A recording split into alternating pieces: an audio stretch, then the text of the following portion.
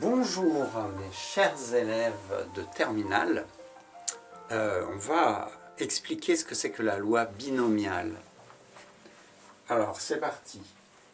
La loi binomiale, ça commence toujours par un tirage au sort simple. Vous voyez que là on a des couleurs, on a 5 couleurs et on va dire que le noir est gagnant. Je ferme les yeux, je tire une couleur, off, etc. Vous savez comment ça marche? J'ai quelle probabilité de gagner? Eh bien, comme j'ai 2 couleurs noires sur 5 au total, j'ai 2 chances sur 5 de gagner. Et de perdre, eh bien, j'ai 1 moins P, 1 moins P, que j'appelle Q, 3 chances sur 5 de gagner. Voilà. On va dire que je fais 6 tirages. 6 tirages, c'est une quantité que j'appelle N. Et donc, sur ces 6 tirages, si j'ai beaucoup de chance, je peux gagner 6 fois. Alors, on va prendre une variable aléatoire qui comptabilise le nombre de victoires. On va l'appeler N.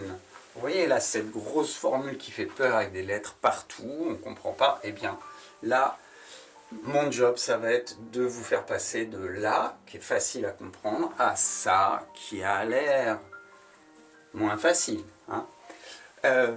Vous savez que quand vous voyez un CNK, nombre de combinaisons, il faut avoir devant vous, sous les yeux, le triangle de Pascal. Donc moi, le triangle de Pascal, je l'ai affiché sur mon ordi, mais vous, il faut l'avoir à côté de vous pour comprendre. Hein. Donc, marquez une pause et allez chercher le triangle de Pascal. Moi, je l'affiche sur l'écran.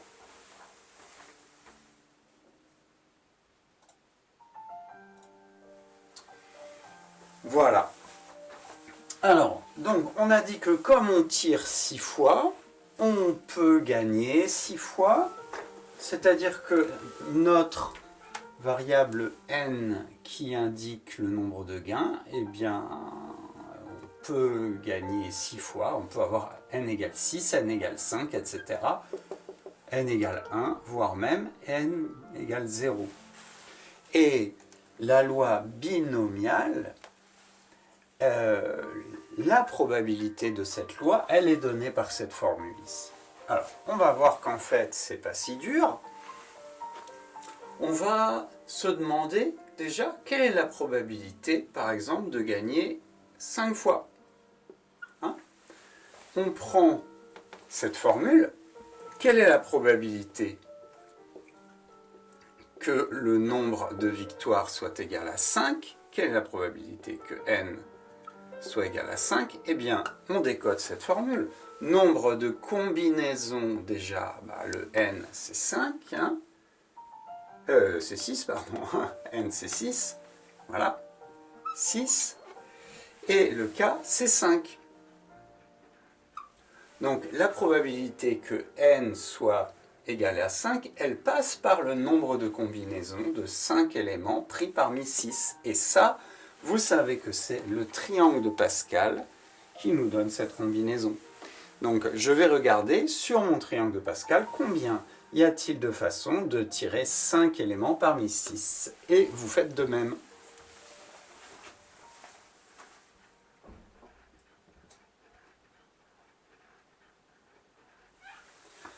Eh bien, je trouve 6.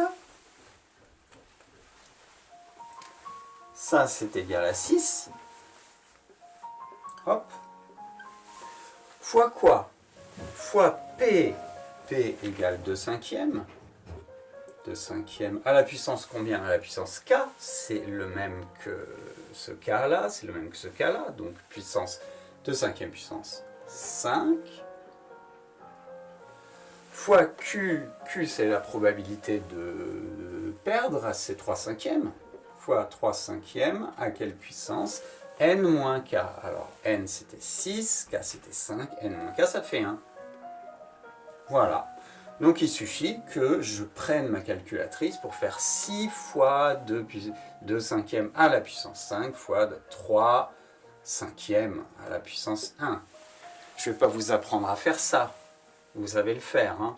Donc en fait, cette formule qui a l'air compliquée, dès qu'on comprend que ça c'est un nombre de combinaisons et qu'on sait qu'on va voir le triangle de Pascal, on trouve un nombre simple. Et ça, c'est la plupart du temps une fraction ou un décimal à mettre à une certaine puissance. Et comme ça, on peut calculer les probabilités pour chaque n. Alors souvent ça se présente comme ça. Je vous montre comment ça se présente. Quand on demande la loi de n, qu'est-ce que ça veut dire? Donner un tableau avec la loi de n, loi de probabilité de n. Eh bien, on fait des cases. Ici, on a les valeurs de n, qu'on appelle quelquefois les ni ou les xi, mais ça n'a pas beaucoup d'importance. Et ici, on a les probabilités, hein, les probas. Ici, on met toutes les valeurs possibles. Eh bien, le minimum, c'est 0 victoires, jusqu'à, puisqu'on tire 6 fois, jusqu'à 6 victoires. Hein. 1, 2, 3, 4, 5, 6. Et puis, on va remplir ensemble ça. On va pas forcément tout écrire. Hein. Si n égale 0, alors c'est la probabilité que n soit égal à 0. Je remplace k par 0. Nombre de combinaisons de 0 parmi 5. Voilà, on y va. Nombre de combinaisons de 0 parmi 5. On va regarder. Fois p puissance 0 fois q puissance n puissance 6. Nombre de façons de tirer 0 parmi 5. Je regarde le triangle de Pascal. Bah, ça fait 1. Un nombre à la puissance 0, ça fait 1. Et q est égal à 3 cinquièmes puissance 6. Et puis après, je prends ma calculatrice. Vous savez faire. Probabilité de tirer d'un succès. Donc de tirer une fois le noir, eh bien c'est 1, 5 fois P k égale 1, puissance 1, fois Q, 6 moins 1, 5. Nombre de façons de tirer un élément parmi 5. Regardez le triangle de Pascal. Mais on sait très bien que c'est 5. Je tire des choses au choix parmi 5, j'ai le droit d'en prendre 1. J'ai combien de possibilités? J'ai 5 possibilités. Voilà. Donc fois 2 cinquièmes, fois q puissance 5, fois 3 cinquièmes puissance 5. Écoutez, après, c'est toujours pareil. Hein. Vous voyez qu'on adapte cette formule.